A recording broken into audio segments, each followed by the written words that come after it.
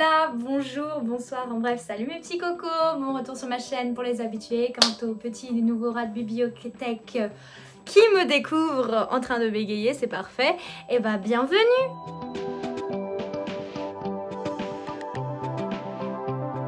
Le mois dernier, j'ai fait les choses bien, j'avais fini pile à temps de vous parler des livres que j'aurais fini de lire en octobre, et j'avais commencé un livre que je finirai du coup au mois de novembre. Il s'agit de Some Kind of Perfect par Krista et Becca Ricci, donc le dernier tome de la série, de la saga Addicted World et du coup de la série Calloway Sisters. Il faisait 785 pages ce tome-ci, et je me rappelle que j'ai mis 5 étoiles à ce tome-ci parce que c'était une bonne conclusion, c'était bon enfant, j'aimais bien voir l'évolution de chaque famille. Des fois j'ai eu des petites larmes aux yeux parce que j'aimerais faire partie de leur famille parfaite, enfin c'est pas parfait mais vous avez capté, c'est quand même... Il y a une bonne entente générale, il y a le vouloir de tous s'entraider, il y a eu des petites scénettes un peu touchantes, bref, j'étais là, pourquoi toutes les familles ne sont pas comme ça quoi. On a vu toutes les familles s'évoluer, tous les couples évoluer, il y a des fois comme d'hab hein, dans ces tomes-ci. Du coup ça m'intéressait pas particulièrement, c'était pas la partie du livre qui m'intéressait. Dans les premiers tomes je comprends, là ça fait du coup déjà 10 tomes. De 10 romans au total dans cette série que j'ai lu. Celui-ci, bah j'ai compris qu'ils sont tous en train de vu le nombre d'enfants qui pop-up à chaque fois. Voilà, donc là on est sur l'évolution de la famille, c'est quand ils deviennent bien adultes, comment ils gèrent chacun leur vie de métier, leur carrière, leur couple et leurs enfants. Chaque évolution des personnages des enfants aussi, parce que bah là on passe de 2017, 2018 je pense, dans le début du tome, à carrément 2029, 28, tout ça. Donc des années qui ne sont même pas encore existantes. Donc c'est de la fiction, ça a été écrit avant le Covid, donc 2020, 2021, 2019, ça ne prend pas en compte le fait que il va y avoir une crise sanitaire et du coup c'est pour ça, c'est comme si c'était un monde parallèle, voilà. Mais ça c'est ma remarque à moi, parce que en tant que lectrice du futur, mais au moment où ça a été publié, ça devait être super à lire quoi. J'ai beaucoup aimé, en effet. J'ai fini le 6 novembre et je l'avais commencé le 27 octobre. Ça m'a pris 10 jours à lire au total. Je pense qu'il y a eu plusieurs moments où j'ai juste pas lu pendant quelques jours, j'ai fait des pauses, tout ça. Voilà, des fois ça m'arrive, ça me prend du temps. C'est aussi pas un livre que j'ai écouté en audio, c'est un livre que j'ai lu, donc c'est plus long à faire qu'un livre audio. Justement, le livre suivant que j'ai lu, c'était un audio que j'ai écouté sur YouTube, gratuitement, en langue originelle. Et il s'agit de Tower of Dawn, donc la tour de l'aube. C'est l'avant-dernier tome de la série Throne of Glass. Et du coup, c'est écrit par Sarah J. Maas, la même autrice que Un palais d'épines et de roses, la même autrice que Akota. Ce tome-ci, apparemment, en papier, il fait 925 pages environ. Et bah, il a fait pas mal d'heures d'écoute, mais moi, j'écoute en accéléré parce que je suis une personne qui a besoin de rester attentive et les narrateurs, ils lisent très lentement, à mon humble avis. Du coup, je mets en x2 et c'est le rythme de lecture que j'ai besoin. Moi, comment je le lirais si je le lisais, et à l'oral ça fait que ça rentre beaucoup plus vite dans mon imagination que si je lis, donc peut-être même un peu plus vite. Et du coup j'avoue que sur le moment il y a eu plein de parties où j'étais en mode ouais c'est moins intéressant. Tout le monde m'avait prévenu que les derniers tomes c'est le moins intéressant, mais plein de gens ils étaient contre ce dernier tome parce que le personnage principal c'est un personnage masculin qu'ils n'ont pas aimé depuis un certain tome dans les tomes précédents, alors que moi je continue à... Enfin, je m'en remets pas que lui et la personnage principale féminine, ce soit finalement pas des endgames, mais là ça va, il commence à avancer, à guérir de ses blessures, de ses traumas, même si plein de gens pensent que c'est lui le méchant. Enfin non, pas le méchant, mais juste un petit con quoi. Un peu le Matt Donovan de TVD, version Throne of Glass, donc TOG. Mais là du coup je ne suis pas d'accord. Je ne suis pas d'accord, je l'aime beaucoup ce personnage là. Je trouve que ça a été un peu dur comme ce qu'il a vécu dans le 2e et 3e tome. Ça a été brutal. Après c'est sûr c'est pas le meilleur personnage, je l'accorde, mais je trouve que c'est tellement injustifié le level de hate qu'il reçoit. Il est over-hated ce personnage. Donc moi évidemment j'ai été dans ce livre pas du tout en appréhension du côté ah je vais devoir écouter ce mec parler pendant des heures. Non ça va, j'ai été intéressée pour voir son côté. C'est vrai que c'était un peu moins passionnant que le tome d'avant où je trouve il y avait un peu moins d'action, mais il y avait quand même de l'action, il y avait quand même de l'amour, donc ça me va. Je suis pas sûre de me rappeler complètement de la fin, ce qui est un peu problématique parce qu'après ça va être le dernier tome et le dernier tome c'est un gros bibi et que le dernier tome, bah on m'a dit que ça va être le meilleur de tous les tomes. Donc j'ai peur à la fois d'être déçue et à la fois de juste être perdue. Mais du coup je lui ai mis quand même que 4 étoiles, c'est-à-dire chaque tome de Throne of Glass, Kaelina en français je crois c'est. Je leur mettais en général 5 étoiles quasiment ou 5 étoiles directes. coup de cœur, blablabla. Là c'est pas le cas, c'était bien, très bien, mais c'était pas waouh. Heureusement qu'on va dire que je connaissais déjà les personnages. Ça aurait été un début de tome comme ça, bah déjà ça aurait fait pas beaucoup de sens, mais juste ce tome là est moins bien que certains autres tomes de la série. Mais il est quand même bien. Je suis pas en train de complètement cracher dessus comme la plupart des gens. Je l'ai fini du coup le 11 novembre, j'ai mis 5 jours à l'écouter. Ça m'a l'air tout à mon honneur quand même. Ensuite, j'ai écouté un livre de Colleen Hoover. Alors, oh oui, rabattez vos chevaux, rabattez vos pistolets, tout ça. Je sais qu'elle est problématique, je me rappelle plus exactement pour quelle raison.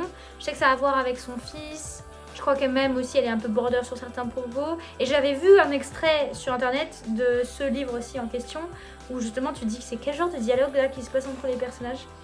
Et maintenant que j'ai la mise en contexte, bon c'est toujours un dialogue un peu bizarre, mais au moins c'est pas les personnages principaux amoureux entre eux. Enfin je sais pas comment expliquer, c'est pas la conclusion du livre. Ouais, j'avais peur que ce soit ça puisque ça parlait d'un bébé et j'avais peur que ce soit la conclusion du livre, mais non. Non. Donc j'ai lu Ugly Love. Donc celui-là en fait ça faisait longtemps qu'il était dans ma pile à lire. Je sais pas si vous vous rappelez mais en 2022 du coup j'ai lu November 9 que j'avais bien aimé et qui pourtant est un des plus genre apparemment moins aimés de Colleen Hoover. Mais moi j'ai beaucoup aimé, j'étais grave surprise, mais en même temps c'était genre au moment de ma reprise de lecture, donc j'étais à fond dans la lecture, j'étais en mode, peu importe ce que je lisais, j'étais en mode super impressionnée parce que ça faisait longtemps que j'avais pas lu et je redécouvrais le plaisir de lire. Et là du coup comme ça y est, ça fait 2 ans que je suis à nouveau dans les livres à fond, je me suis dit go lire ce livre là. Et on va voir ce que j'en pense, si j'ai toujours ce sentiment face à l'écriture de Colleen Hoover. Et oui bon, c'est un audio livre sur YouTube, donc au moins je lui ai versé aucun argent à Madame Hoover. Donc voilà, je suis nette, je suis propre, il n'y a rien de grave dans ce que j'ai fait. Donc... Bref, du coup j'ai écouté son livre et il y avait des parties, en effet je trouvais que c'était un peu trop sexuel la romance, mais il y a des parties quand même qui m'ont touchée, c'est-à-dire à chaque flashback, à chaque explication du pourquoi du comment, et j'étais pas bien. Ah oui, en fait ça aurait pu être une 4 étoiles, mais je vais être honnête avec vous, c'est-à-dire que je lui ai mis 5 étoiles parce que il y a un moment où je m'en remets pas. J'ai fini super tard le livre dans la nuit, enfin j'ai écouté jusqu'au bout le livre en 2 jours du coup, puisque je l'ai fini le 13 novembre, ouais, à 2 h du matin, le 13 novembre, donc je l'ai techniquement écouté en une journée ce livre, et que j'ai un peu traîné sur le lendemain dans les heures tardives ou tôt du matin comme on veut. Et j'ai appelé mon copain en pleurs direct après, alors que lui c'était le milieu de la nuit, mais après il était au travail parce que mon copain il travaille de nuit. Normalement il est censé travailler, il n'est pas censé décrocher le téléphone, mais ça arrive que des fois il soit en pause, donc il y a moyen qu'il soit là, dispo pour me répondre. Et là c'était le cas, et j'étais en larmes, j'étais en mode Philippe, je viens de lire un truc, c'est trop triste, et voilà, j'étais pas bien. En fait j'aimais bien la romance sans plus, c'était mignon. Mais vraiment ce qui m'a touchée c'était la backstory quoi, l'histoire du personnage principal, et j'étais en mode et comment ça se passe quand il essaie de passer à autre chose, on va dire, comment il essaie de se remettre de cet événement et que du coup il va voir entre guillemets une personne de son passé et qu'elle lui présente quelqu'un. Ah cette scène là j'étais pas bien, j'étais en mode la phrase qui dit, en fait c'est la phrase qui dit qui m'a fait pleurer, voilà, bref, donc pour les émotions que ça m'a procuré, faut reconnaître quand même que du coup c'est un bon livre, j'ai bien aimé. Ceci dit je pense que c'est le seul autre livre de Colleen Hoover que je vais jamais lire parce que les autres je les avais jamais ajoutés à ma liste à lire parce qu'ils me donnaient pas envie dans leur résumé, et ça c'était les 2 livres que j'avais repérés dans leur résumé qui me donnaient envie. Donc je suis débarrassée de Colleen Hoover. Il faisait environ apparemment 340 pages écrites. Donc je l'ai lu en une journée, voire 2 si on veut être pointilleux. Et bah du coup après j'ai enchaîné avec The Ballad of Never Ever After par Stephanie Garber. C'est la suite des tomes Caraval que j'ai maintenant ici. Regardez, regardez, c'est super. Je suis petite, comment on fait? Caraval Legendary Final, et c'est que des hardbacks avec la belle Dust Jacket, et du coup c'est la collection collector. Enfin collector, je sais pas si c'est collector, mais la collection en tout cas, la trilogie complète. On me l'a offerte pour mon anniversaire, donc c'est super. Et du coup là ce tome là c'est le tome 2 de la trilogie qui suit cette trilogie. Alors le tome 2 était bien mieux déjà que parce que j'étais déçue, tout le monde n'arrêtait pas de me dire que Caraval est bien, mais que la deuxième trilogie elle est encore mieux. Je n'étais pas d'accord pour le premier tome, c'était pas le cas du tout. Attendez, je vais ranger ça. Ça devient lourd à porter cette histoire. Oh, je suis essoufflée d'avoir été sur la pointe de pied pour mettre ça. Je vous disais, le premier tome, j'ai trouvé que c'était pas si ouf que ça. Finalement, niveau romance, j'étais pas si celle. Bien sûr, vendu. L'univers reste intéressant, voire un peu plus. Il y avait des aspects que j'ai suivis, moins ou moins suivis. Là, ce tome 2 était bien mieux. Il y avait bien plus de moments où j'ai fait... J'étais dans la rue avec mon casque là, à un moment donné je me rappelle, j'ai fait... Bref, en gros, ce tome 2 était bien mieux. Bien sûr, pour l'instant, ça ne vaut pas encore ce que j'ai ressenti en lisant Caraval. Mais c'était quand même super. J'ai mis 5 étoiles parce qu'il y a tout un plot twist à la fin. J'étais en mode non. Et je veux voir la suite maintenant, enfin lire la suite, écouter peut-être la suite. Parce que c'est sûrement sur YouTube, encore une fois gratuitement en audiobook. Donc si ça me permet de faire des économies, on va pas cracher là-dessus. Il faisait apparemment 405 pages en papier. Et moi du coup je l'ai écouté le 13 et le 14 novembre. J'ai mis 2 jours à écouter ça. C'était intriguant. C'était très sympathique à écouter.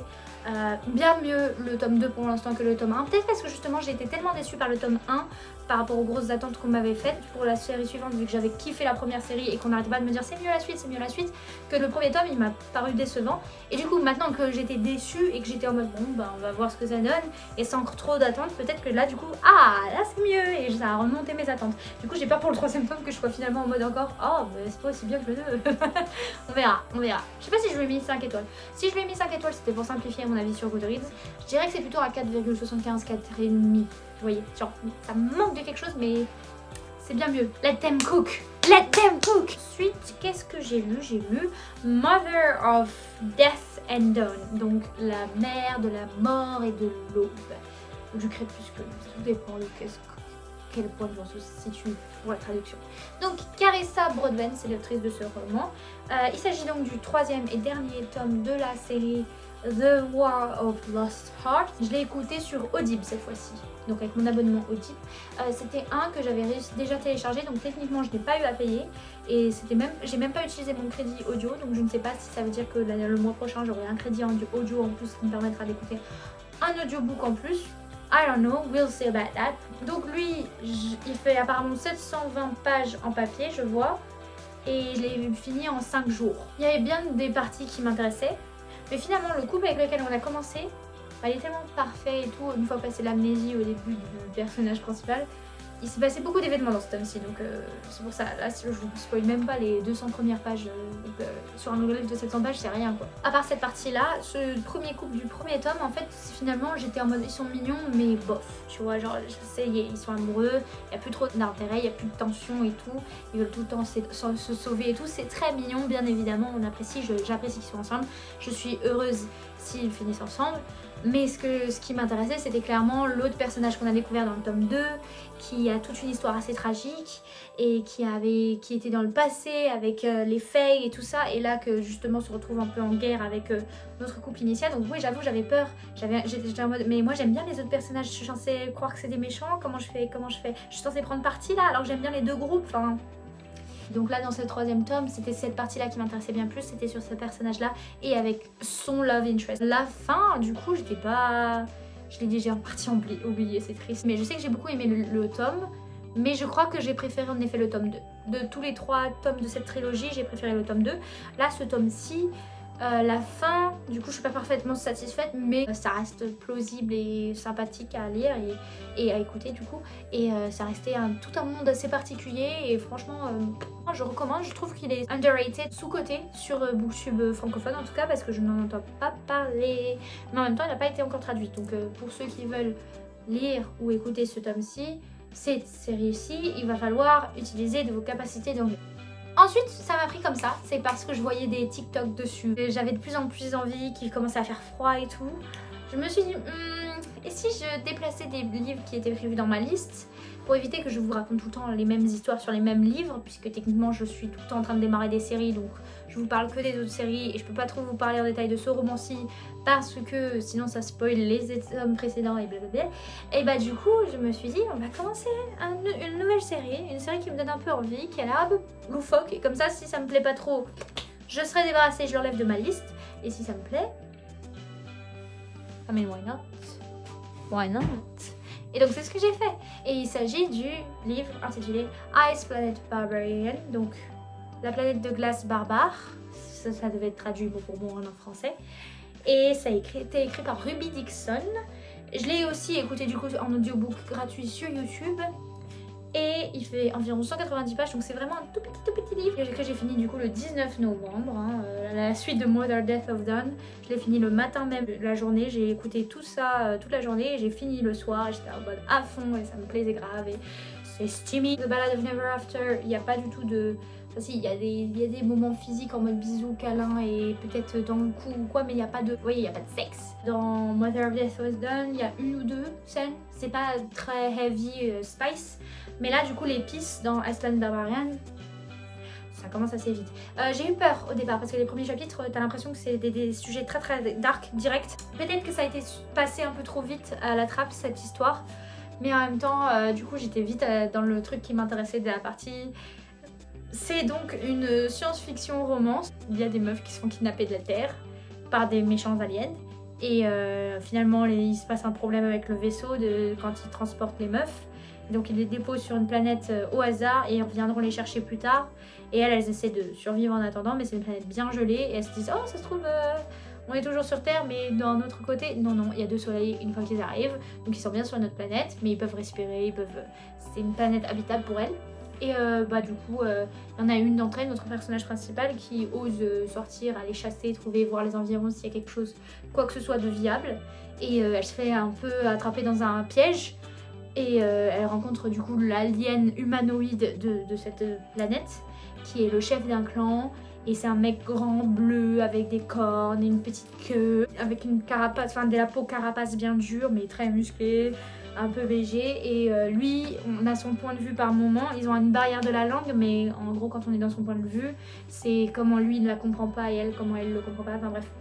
Et en gros, il a une résonance en lui qui lui permet de reconnaître que elle, c'est son âme sœur. Je sais pas si en français ce serait âme sœur, mais disons sa mate. Et du coup, elle est humaine comme nous, donc on n'a pas ce truc-là, nous, en nous, pour sentir. Donc elle est en mode what the fuck, pourquoi cet alien, il est tout le temps tout gentil avec moi, en train d'essayer de m'aider. Mais en même temps, comme il y a le barrière de la langue, lui, il veut la ramener au village en mode allez, je vais prendre soin de toi et tout. Et elle est en mode non, mais attendez, il y a mes amis, il faut que j'aille aider mes amis. Il y a mes amis qui sont elles vont crever de faim, enfin, ils vont crever de froid et tout ça. Enfin, il faut tout ce que vous faites pour moi, faut mes amis. Donc c'est assez intriguant et bien sûr, c'est très vite sexuel. Et c'est très sexy et j'ai beaucoup aimé et j'étais en mode ouh. Il y a juste une petite partie que j'ai pas trop aimée en effet, mais elle aborde le fait qu'il y a une différence de culture, c'est-à-dire elle fait un peu homme de Cro-Magnon, elle fait un peu homme de caverne, cette alien. Il est en mode oui c'est parfait, on va pouvoir faire des bébés et tout dans sa tête à lui, et elle est en mode heureusement que entre aliens on peut pas faire de bébé quoi, c'est bon, on peut faire des choses sans souci.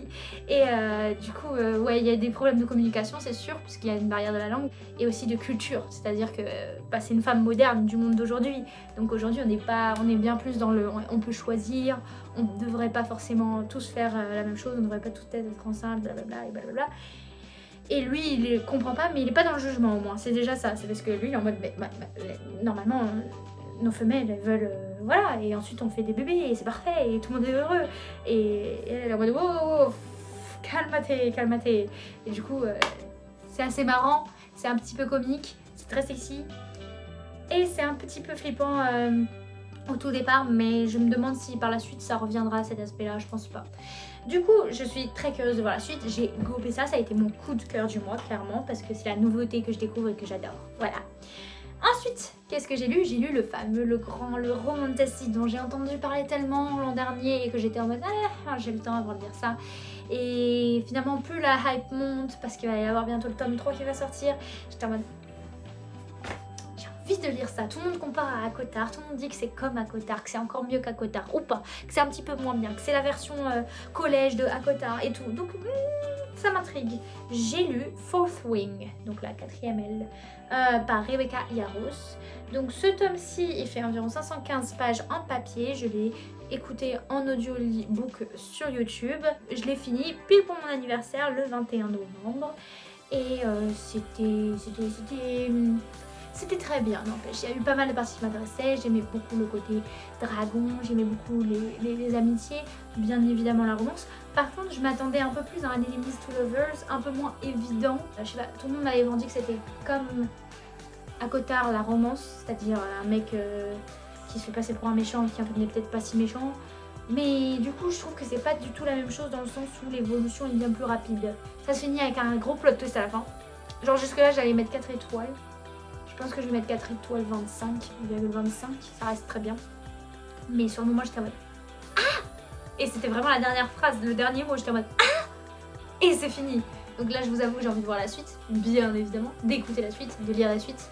mais bon, c'est comme tout, je veux pas tout enchaîner tout de suite, sinon après je fais une overdose et je finis par détester la série, ce qui serait injuste.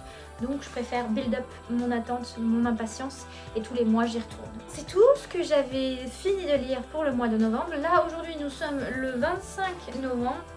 Depuis 4 jours je suis censée être en train de lire le fameux tome Generation 1, Génération 1, par Pittacus Lore, qui est donc la suite de la série que je vous avais parlé, vous savez, numéro 4, et donc qui fait partie de la saga Les Legacies DeLorean, donc l'héritage DeLorean.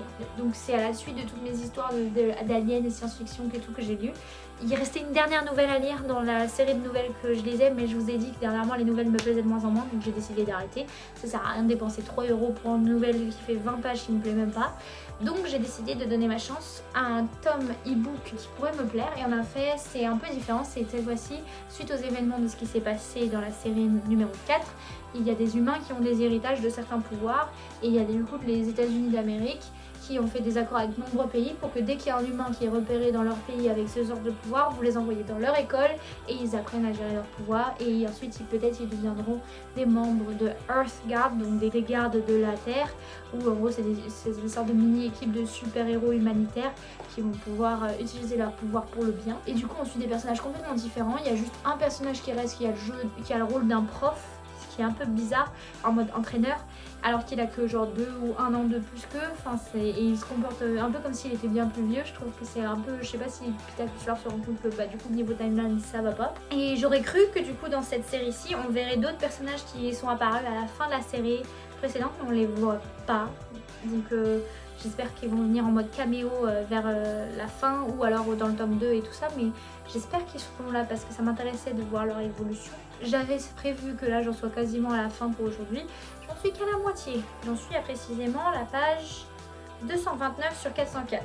Et donc je vais espérer pouvoir continuer à lire ce soir, mais j'ai du boulot donc ça m'étonnerait. C'est-à-dire que ce week-end c'était mon week-end anniversaire, j'ai pas beaucoup lu. Faut être honnête, j'ai pas beaucoup lu. Pour l'instant ça va, ça me plaît bien, mais c'est pas aussi bien que les derniers tomes pour l'instant. Enfin pas le dernier tome, parce que le dernier tome il m'avait déçu, mais les avant-derniers, enfin les tomes du milieu de la série numéro 4. Mais c'est déjà mieux que les tout premiers tomes qui m'avaient vraiment pas plu. J'espérais donc le finir demain le 26 novembre. On verra si je le finis le 26 novembre, je ne suis pas sûre de ça. Je pense pas que j'arriverai à lire d'un coup la moitié pour demain. Peut-être 26, 27, 28 novembre je le finirai. En tout cas, je suis sûre quand même que je le finirai en novembre. Si je le finis loin que novembre, franchement, je mérite une chiquette dans l'arrière de la tête. Anyways, ensuite, qu'est-ce que j'ai prévu de lire? Comme d'habitude, je vous rappelle, je lis ces collections Marvel. Et donc là, c'est le 4e tome de la collection de Marvel que j'ai hérité de mon frère. Enfin, hérité, on dirait qu'il est mort. Non, que mon frère m'a redonné parce qu'il lit pas du tout les BD. Et que du coup, je lis numéro par numéro à chaque fois. Et là, il me reste plus que 2 numéros à la fin de celui-ci. Donc je compte les lire, comme ça je terminerai ce tome-ci. Je mettrai ma note sur Goodreads. Ça me fera un livre de plus fini dans l'année. Et comme ça, je saurai enfin la fin de cet arc futur antérieur. Je l'avais déjà lu, mais je me rappelle pas exactement de tout par rapport à quand j'étais au collège et que mon père m'avait filé ses anciennes BD originales. Après quoi, qu'est-ce que j'ai prévu? J'ai prévu de lire, du coup, comme d'habitude, dans mes périodes de lecture à bulles, mon manga. C'est le tome, cette fois-ci, 18 de Shirayuki aux cheveux rouges que je vais vous apporter. Non, je vais pas vous l'apporter parce que vous le verrez de toute façon dans un mois. Dans un mois, je vous en reparlerai et je vous ferai le bilan. Donc ce sera là-dedans que vous verrez bien. Ce sera juste avant le nouvel an. Ensuite, qu'est-ce que je compte lire? Je comptais lire le tome 5 et 6 du manga Blue Spring Ride que j'ai recommencé, là, ça y est. Je comptais lire les 2 tomes 7 et 8 de Légendaire. Et du coup, le 7 et 8, à mon avis, de Marie-Lune, ici.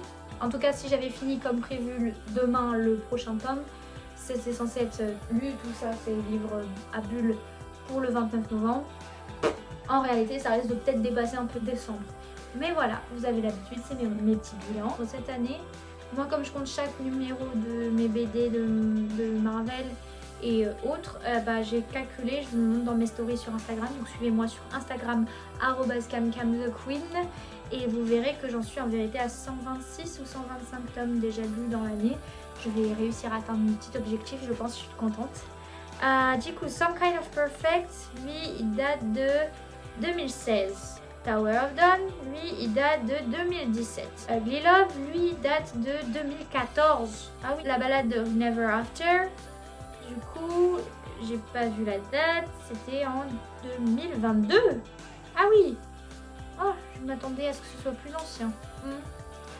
Ice Planet Barbarian, lui, c'est 2015. Je le lis en français, Ice Planet Barbarian. N'importe quoi, Barbarians. Death and Dawn, lui, il date de 2022. On se rapproche une fois sur deux des dates un peu plus récentes. Et Fourth Wing, 2023, carrément. Ah oui, c'était de l'an dernier. Ah, bah, elle a écrit hyper vite l'autrice parce que je sais que c'est grave connu cette série, qu'elle a fait un franc succès dès sa sortie, mais que Fourth Wing, du coup, bah, ça date de... Si ça date de 2023, ça veut dire qu'elle a déjà écrit 2 livres en un an, bientôt 2 ans, parce que c'est vrai qu'on va bientôt passer en 2025. Génération One, ça date de 2017.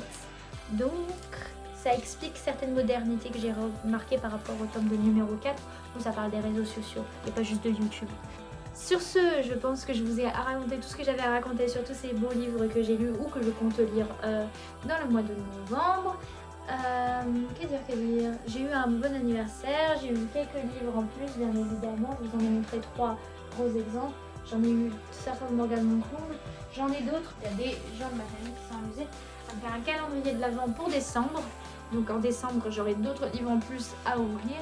J'ai eu des mangas, j'ai eu beaucoup de mangas aussi qu'on m'a offert, donc je les lirai dès que j'aurai avancé dans les mangas que je lis actuellement. J'espère que la fin de l'année là qui arrive, le mois d'hiver là, il commence, c'est rude. C'est la première fois de ma vie que mon anniversaire, il a neigé. Bref, j'espère que ce sera pas trop rude. Moi je suis pas le genre de lectrice qui se là, ah j'aime bien quand il fait froid parce que comme ça je peux me mettre au chaud pour lire. Non, je lis dans le métro, je lis dès que je peux, où je veux. Et là, le fait de rien que le matin pouvoir marcher et tenir ma liseuse en marchant jusqu'au métro, je peux pas le faire parce que j'ai les doigts gelés.